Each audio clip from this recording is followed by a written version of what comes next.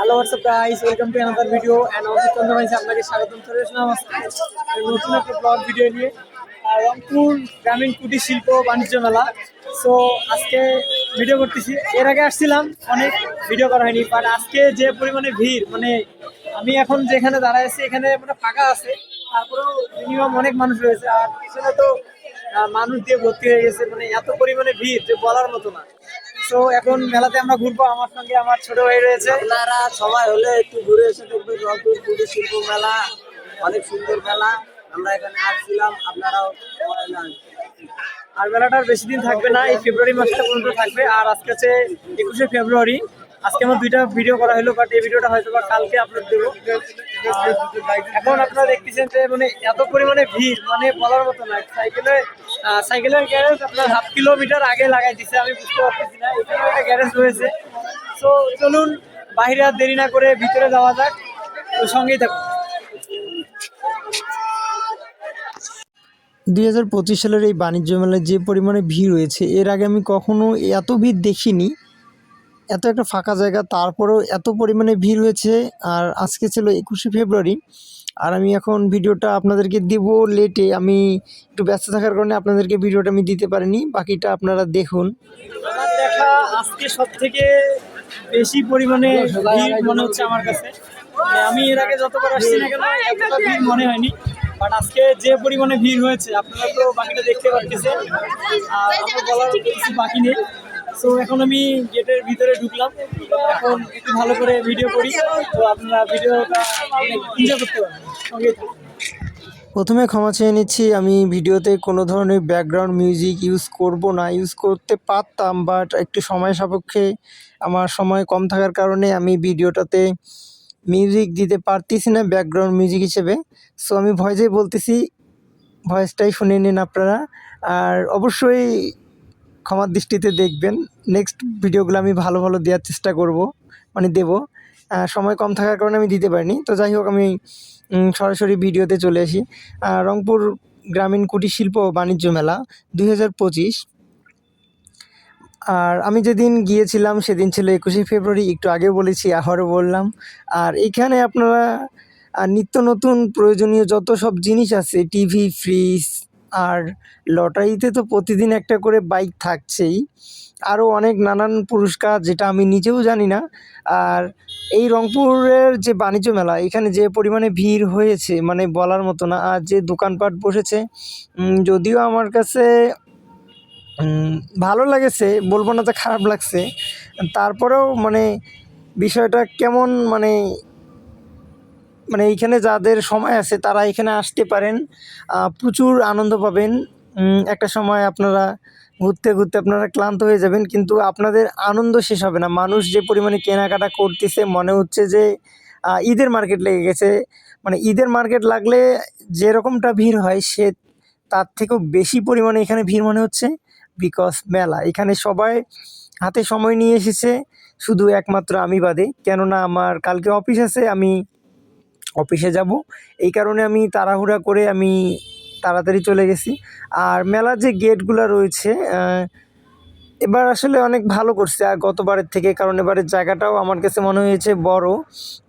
যেহেতু ঘাঘটে, এটা হচ্ছে সেনানিবাসের জায়গা, মানে সেনানিবাসের জায়গাতেই এবার মেলাটা হচ্ছে।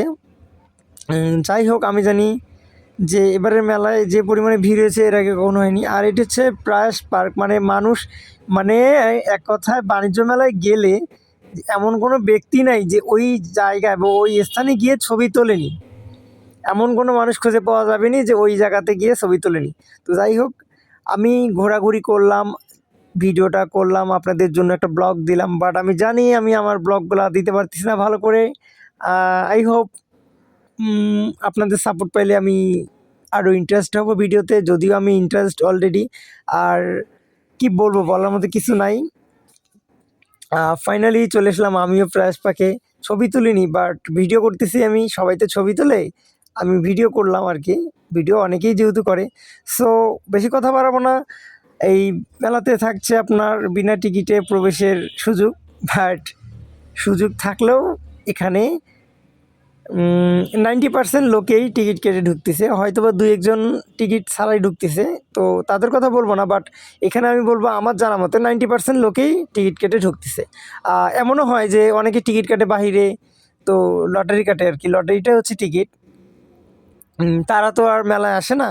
সো আমি বলবো যে অ্যাভারেজ মিলায় 100% লোকেই এখানে টিকিট কেটে আসে। তো আমি এই টিকিটের প্রসঙ্গে যাব না। সো আপনাদের যাদের কেনাকাটা করার ইচ্ছা আছে, বন্ধু বান্ধব আরও এক্সেট্রা এক্সেট্রা সবাইকে নিয়ে আপনারা ঘুরতে পারেন। আর মানে মেলায় ঘুরলে আপনার মন ফ্রেশ ভালো থাকবে। যেমন দেখুন আপনারা যে গাড়িতে করে বাবা মেয়ে, তারপর বাবা বাচ্চা, মানে এক কথায় আপনার ফ্যামিলি থাকলে আপনারা ফ্যামিলি ট্যুর দিতে পারেন। বাচ্চাদের জন্য অনেক ভালো ভালো খেলাধুলার ব্যবস্থা রয়েছে। আর এখানে চরকি রয়েছে, নৌকা রয়েছে, আরও অনেক কিছু রয়েছে। আর এখানে হচ্ছে হচ্ছে এই যে, সরি আমি এটার নামটা সঠিক বলতে পারতেছি না। আর তবে এখানে এক কথায় বলবো যে আপনাদের যাদের ঘোরার সময় আছে তারা চলে আসবেন। আর এখানে বড় একটা কনসার্টেরও একটা ব্যবস্থা রয়েছে, ছোট করে যদিও কনসার্টের ব্যবস্থা করেছে তারা। প্রতিদিন এইখানেই লাইভটা আপনারা যে দেখেন, এইটাই সেই স্থান যেখান থেকে লটারির লাইভ দেয়া হয়। আর ফাইনালি এটি হচ্ছে, আমি জানি না এটা কারা কারা চিনবেন, যারা যারা চিনবেন কমেন্টে অবশ্যই বলে দিবেন। তারা ভিডিও করতে মানা করছিল, আমি সাইড থেকে ভিডিও করছি, তাই আর কি ভিডিওটা তুলে ধরলাম। সো ভিডিওর শেষ পর্যায়ে চলে এসেছি, তো ভাবলাম না আমি একটু ভিডিও করে নিই আমার ফেসটাকে। বাইরে ভাই টাকা পয়সা নাই, বসি বসি আছি, মুরগিগুলো আমরা সবগুলো বসে আছি, মানুষ ঘুরে খায়, আমরা খালি দেখি খালি, কিছু করার নাই।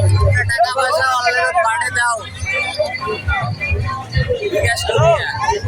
হ্যাঁ, এগুলো কথা সবাই দেখতেছে আর আমরা এখানে বসে বসে আছি, কিছু করার নেই। কালকে কেউ টাকা পাঠাই দেন, টাকা দিয়ে আমরা সামনের বছর। এখানে সবাই গুল খাওয়ার জন্য বসে আছে। এটা কেমন না বিষয়টা, যে মেলা বাসায় আসছি, এরা বলতেছে না বসে আগে গুল খাইতে হবে। আমার নেশা মাথায় উঠে গেছে, আমার গুল খাওয়াই লাগবে, গুল না খেলে আমার চলবে না। টাকা নাই এই জন্য গুল খাই, যখন টাকা হবে তখন অন্য কিছু খাবো। আর কি খাবো কমেন্টে জানান। আই হোপ আজকের ব্লগটা আপনাদের ভালো লেগেছে কিছুটা হলেও। সো ভালো থাকবেন, সুস্থ থাকবেন এবং আমার জন্য দোয়া এবং আশীর্বাদ করবেন। আজকের ব্লগটা এতটুকুই। এতক্ষণ ভিডিওটা দেখার জন্য আপনাদেরকে অসংখ্য ধন্যবাদ।